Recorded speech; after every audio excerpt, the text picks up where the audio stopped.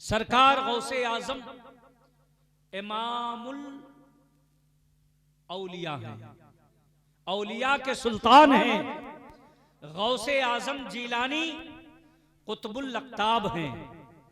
अल्लाह ने आपको वो फजीलत व अजमत अता फरमाई है कि आपके नाम से बलाएं टला करती। हाय हाय हाय, सुभान अल्लाह सुभान का अल्लाह। नाम ले लिया जाए तो मुसीबतें दूर भागती हुई नजर आती हैं। वो है सैयदना सरकार गौसे आजम जीलानी रज़ी अल्लाह ताला अन्हु, जो बड़े पीर हैं, जिनका लक़ब है बड़े पीर। हर दौर में हर जगह जब कहा जाता है बड़े पीर तो गौसे आजम की जात मुराद। बेशक बेशक, सुभान अल्लाह सुभान अल्लाह। पीर दुनिया में बहुत हैं, हर दौर में आए, हर इलाके में रहे, हर गांव में, हर कबीले में, हर खित्ते में, लेकिन जो बड़े पीर हैं वो शहनशाह जीलानी। बेशक बेशक, हक है। जो बड़े पीर हैं वो गौसे आजम दस्तगीर हैं, गौसे आजम जीलानी हैं। आप उनकी महफिल में बैठे हुए हैं, जरा अंदाजा लगाइए गौसे आजम कौन है जिन्हें मुस्तफा ने अपना महबूब बना लिया, हाय हाय हाय, सुभान अल्लाह सुभान अल्लाह। जिन पर अल्लाह की खुसूसी फजलो करम और इनायात जिन्हें हासिल है, वो सरकार गौसे आजम हैं। अल्लाह रब्बुल इज्जत फरमाता है इन औलियाउहु इल्लल मुत्तकून।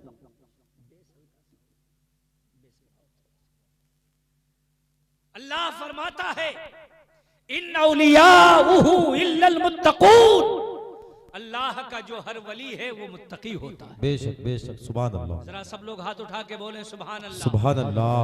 अब अल्लाह का जो वली होगा, कुरान कह रहा है वो मुत्तकी और परहेजगार होगा। अल्लाह का जो महबूब होगा वो मुत्तकी और परहेजगार होगा।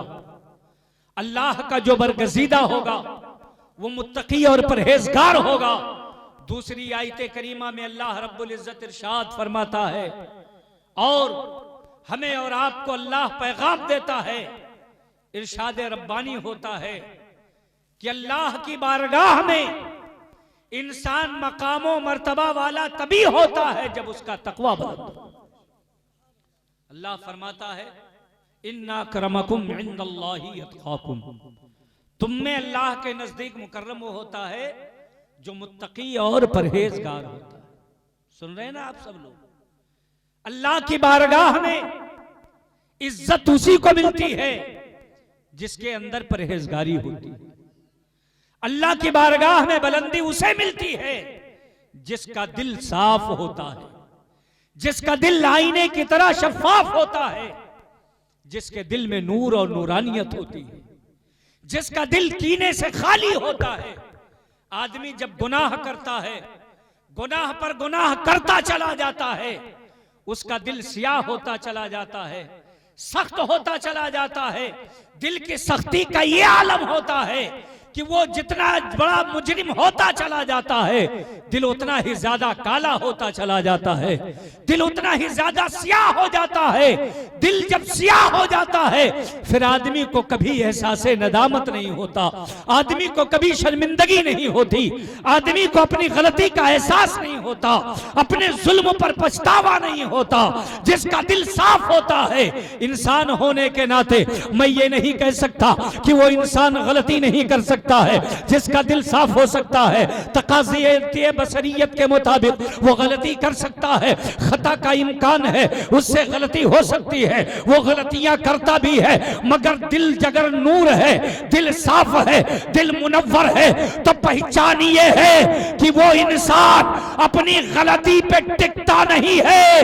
गलती होती है उसे एहसास हो जाता है, एहसास से नदामत होता है, वो अल्लाह की बारगाह में झुक जाता है और तौबा कर लेता है। बेशक बेशक, सुभान अल्लाह सुभान अल्लाह। जिंदाबाद जिंदाबाद। गलतियां सबसे होती हैं। वो लोग जिन्हें अल्लाह ने महफूज फरमा दिया, वो हजरात अंबिया की जात है, फरिश्तों की जात है। फरिश्ते वो मासूम होते हैं, अंबिया मासूम होते हैं, इनसे गलतियां नहीं होती। और कुछ अल्लाह के महबूब होते हैं जिन्हें अल्लाह ने मासूम के दर्जे में तो नहीं रखा है, मगर उन्हें खताओं से महफूज फरमा लिया। बेशक औलियाए कराम में वो हजरात शामिल हैं जिनसे अल्लाह रब्बुल इज्जत ने जिन्हें महफूज फरमा दिया है, उनसे गलतियां नहीं होती हैं। इंसान गलती करता है, मगर गलती करके जो अड़ जाए वो शैतान होता है। गलती करके जो अड़ जाए उसके अंदर शैतानी सिफत होती है, और जो गलती करके झुक जाए वो इंसान होता है। बेशक बेशक। गलतियां हो सकती हैं, हमसे और आपसे भी हो सकती हैं, हमारे अहबाब से भी हो सकती हैं, रिश्तेदारों से भी हो सकती हैं, अड़ोस पड़ोस के लोगों से भी हो सकती हैं, हमारी माओ बहनों से भी हो सकती हैं। इनकी आपस में एक दूसरे के लिए गलतियां हो सकती हैं, मगर दिल जब स्याह नहीं होता तो आदमी को तौबा की तौफीक मिल जाती है। बेशक बेशक। आदमी खताएं करता है, मगर जब रात के सन्नाटे में पहुंचता है तो उसका नफ्स लव्वामा उसे मलामत करता है। वो एहसास करता है कि जो काम हमने किया है ये गलत है, जो काम हमने किया है इसमें कहीं ना कहीं हम खता पर हैं, जो काम हमने किया है इसमें कहीं ना कहीं हम गलती पर हैं। आदमी रात के सन्नाटे में जब सोता है, अपने आप का मुहासबा करने की उसे तौफीक मिलती है। रब की बारगाह में वो नादिम होता है, उसके शर्मिंदगी लाहिक होती है। ऐ मौला तू इतना करीम है, ऐ मौला तू इतना रहीम है, तू हम पर हर वक्त रहम फरमाता है, हर लम्हा करम फरमाता है। मगर ये हमारी नफ्स की शामत है, ये हमारा नफ्स हमारा है जो हमें भटकाता है, गुनाहों पर आमादा करता है। ऐ मौला हम कार हैं, खताकार हैं, मौला हम गुनहगार हैं, हमारे दामन में बहुत से गुनाह हैं, मौला हमने बड़ी खताएं की हैं, मगर तू सत्तार है, तेरा महबूब करीम है, तेरा नबी रहीम है। उनसे आज अल्लाह तूने पूरे आलम के लिए रहमत बनाया है, ऐ मौला तू हमें माफ फरमा दे, क्योंकि हम गौसे आजम के मुरीदों में हैं, मुस्तफा की उम्मत में। वाह भाई वाह, सुभान अल्लाह। नारे तकबीर, नारे रिसालत, मसलके आला हजरत, जश्न गौसुल वरा, मुफ्ती सुहेल अख्तर साहब क़िबला मिसबाही। नारे तकबीर, नारे रिसालत, सुभान अल्लाह सुभान अल्लाह। मेरे भाइयों, मालूम यह हुआ कि आदमी को अपने गुनाहों के एहसास का उस वक्त उसे एहसास की तौफीक मिलती है जब उसका दिल साफ हो, उसके दिल के अंदर गंदगी ना हो, उसके दिल के अंदर मैल ना हो, उसके दिल के अंदर नूरानियत हो। और मोमिन का सीना तो नूर होना ही चाहिए। वाह भाई वाह, सुभान अल्लाह। अगर आप साहिब ईमान हैं तो ईमान के नूर से आपका सीना भी मुनव्वर होना चाहिए, आपका ज़हनो दिमाग भी मुनव्वर होना चाहिए। नूरानियत से, ईमान की रोशनी से आपका दिल जगमगाना चाहिए। मेरे भाइयों, आप साहिब ईमान हैं, अल्लाह रब्बुल इज्जत ने हमें मुसलमान बनाया है, अल्लाह ने हमें मोमिन बनाया है, अल्लाह रब्बुल इज्जत ने अपने महबूब का हमें उम्मती बनाया है, अल्लाह रब्बुल इज्जत ने गौसे आजम की मुरीदों में हमें शामिल फरमाया है। पता चला जिनका दिल साफ होता है, जिनका दिल शफाफ होता है, वो सही मानों में गौसे आजम के नाम लेवा होते हैं, गौसे आजम से अकीदत रखने वाले होते हैं, गौसे आजम से मोहब्बत करने वाले होते हैं, अल्लाह को भी मानते हैं, अल्लाह के रसूलों को भी मानते हैं, अल्लाह के वलियों को भी मानते हैं। अल्लाह सुभान अल्लाह, जिंदाबाद अल्लाह जिंदाबाद। के वलियों पर उनका ईमान मजबूत होता है जिनका दिल साफ शफाफ आईने की तरह होता। मेरे आका सल्लल्लाहु ताला अलैहि वसल्लम इरशाद फरमाते हैं, क़ल्बुल मुमिने अर्शुल्लाह, मोमिन का दिल अर्शे इलाही होता है। जरा सब लोग हाथ उठा के बोले सुभान अल्लाह। हमारा और आपका सीना अर्शे इलाही, अर्शे इलाही। अर्श किसको कहते हैं? अर्श उसको कहते हैं जिस पर अल्लाह ने अपनी शान के लायक तजल्ली फरमाई। जैसी उसकी शान है, हस्बे शान अल्लाह ने अपनी तजल्ली अर्श पर फरमाई। तो मोमिन का दिल अर्शे इलाही है।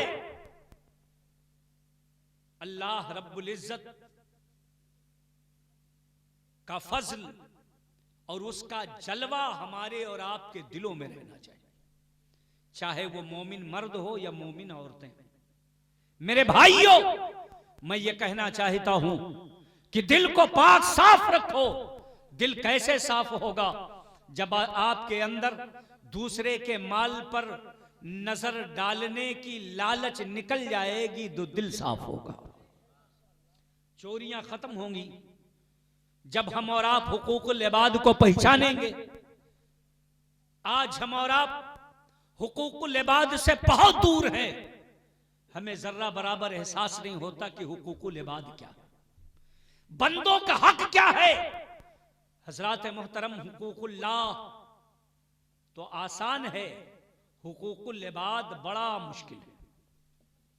अगर आदमी हुकूकुल इबाद में गिरफ्तार हो गया, किसी के ऊपर किसी का हक निकलता है और उसमें आदमी गिरफ्तार हो गया, तो जब तक वो बंदा मुआफ ना करे परवरदिगार मुआफ नहीं फरमाएगा।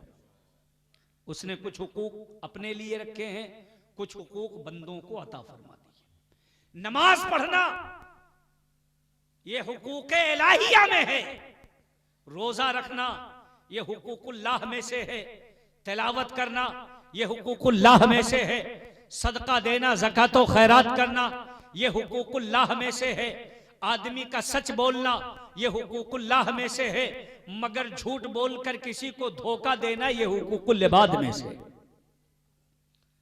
हजरात मोहतरम, हमारे और आपके बुजुर्ग, हमारे और आपके असलाफ जब वो पढ़ते थे, इल्म हासिल करते थे, तो साथ ही साथ में वो बै ओ शरा के मसाइल सीखते थे।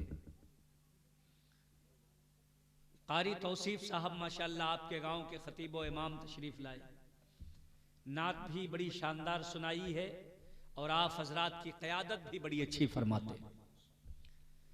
आप सर्दी को अपने ऊपर न हावी होने दें।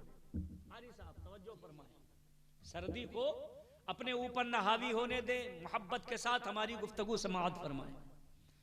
हुकूकुल्लाह परवरदिगार चाहे तो अपने फजल से माफ फरमा।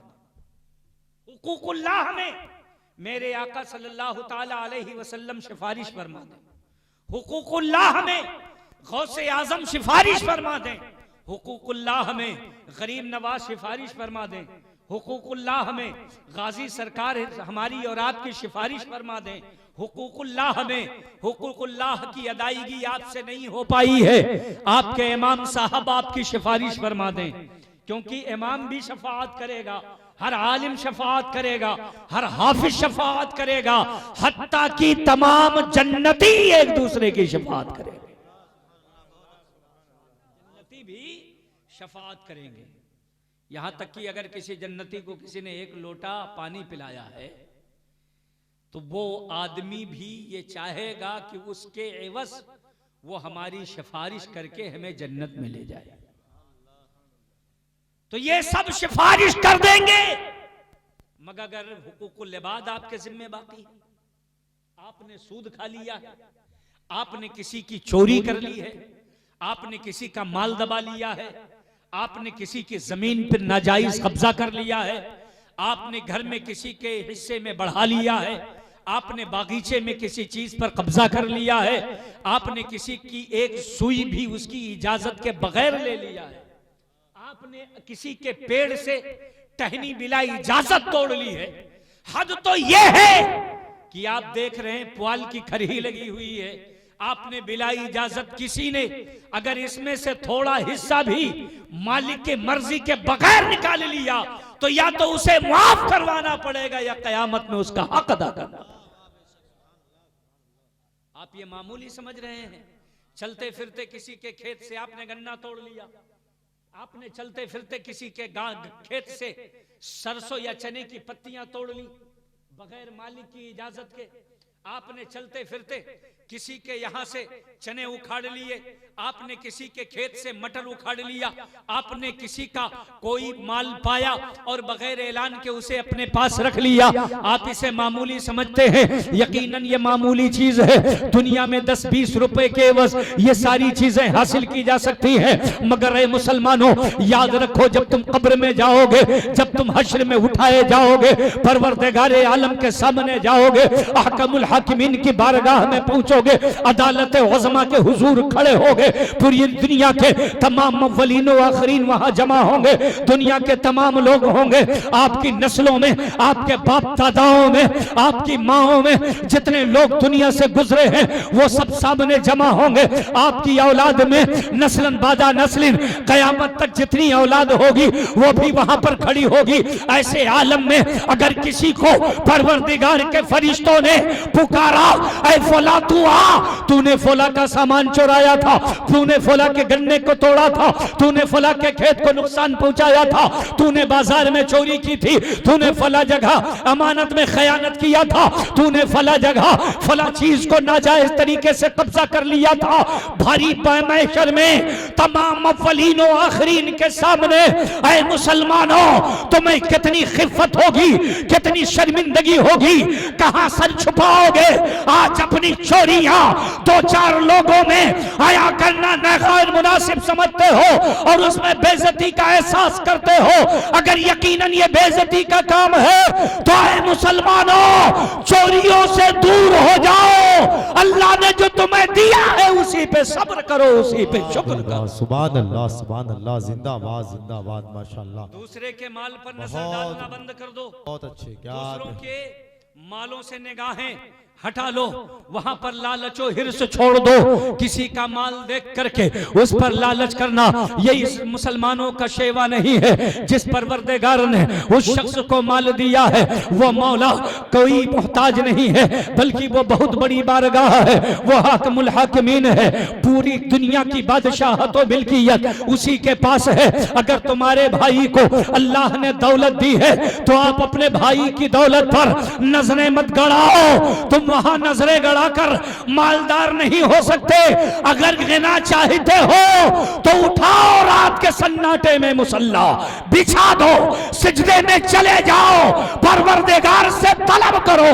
अल्लाह तुम्हें वो भी अता करेगा जो तुमने मांगा है, वो भी अता करेगा जो तुमने नहीं मांगा।